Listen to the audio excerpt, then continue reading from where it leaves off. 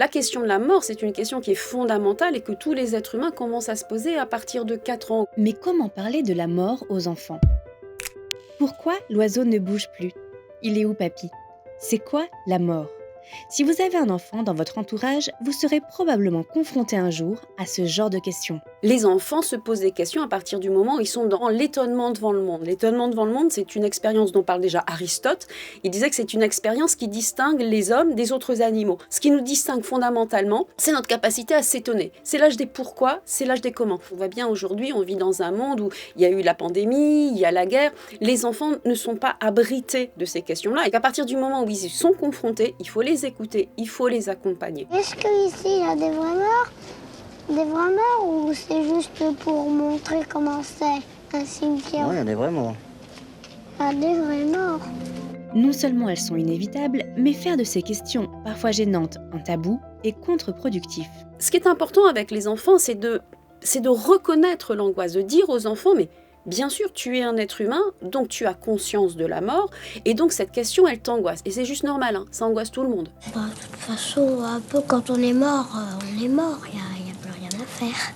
C'est aussi leur faire accepter cette vulnérabilité. Mais on va les accompagner, on va lire des histoires, on va discuter ensemble. C'est une des clés indispensables pour parler philosophie avec des enfants. Utiliser un support pour mettre de la distance. Je pense qu'il faut toujours, en philosophie, avoir une médiation culturelle. C'est-à-dire que la question philosophique qu'on va se poser, qu'est-ce qu'une vie juste, est-ce qu'il faut toujours obéir à la loi, ce sont des questions qui peuvent résonner trop fortement avec notre intimité. Quand ça résonne trop avec notre intimité, on ne résonne pas de façon sereine et rationnelle. Il faut une bonne distance affective. Il ne faut pas non plus que la question philosophique soit trop loin, soit trop abstraite, qu'elle ne me concerne pas.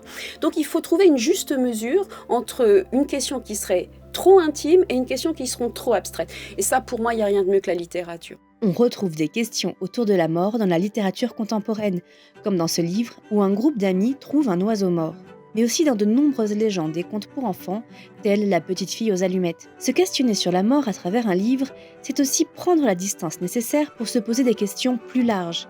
Est-ce que la mort peut être quelque chose de positif ? Elle est par exemple un soulagement dans ce livre où le personnage de la mort vient chercher une personne heureuse de mourir. Notre condition d'être mortel, c'est plutôt une chance pour l'être humain. Parce que quand on a conscience de la mort, on est obligé de se poser la question de ce qu'il y a avant de mourir. Et ce qu'il y a avant de mourir, il y a la vie.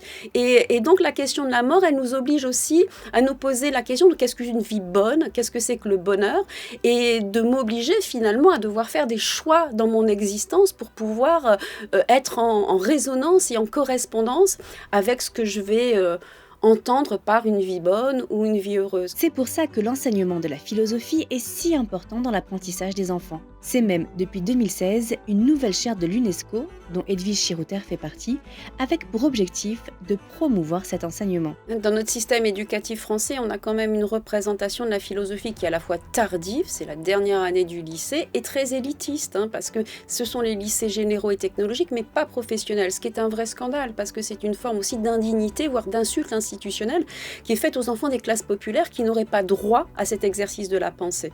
Donc l'idée, c'est vraiment de commencer beaucoup plus tôt, dès la grande section de maternelle, pour permettre à tous et à toutes d'apprendre. La philosophie, c'est difficile. C'est pas parce que c'est facile qu'on pourrait en faire avec les enfants, c'est parce que c'est très difficile qu'il faut commencer tôt. Et il y a un vrai enjeu de démocratisation de l'accès à la philosophie, c'est-à-dire à l'esprit critique, à la pensée complexe, à la vulnérabilité, et lutter contre deux écueils aujourd'hui de notre démocratie. C'est l'écueil du relativisme, où on pourrait dire tout et n'importe quoi, et l'écueil du dogmatisme, où au contraire, il n'y aurait qu'une seule réponse possible.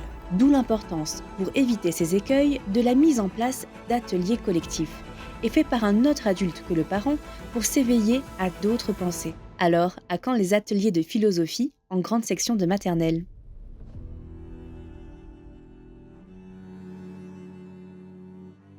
Pourquoi il y a à chaque fois tout le temps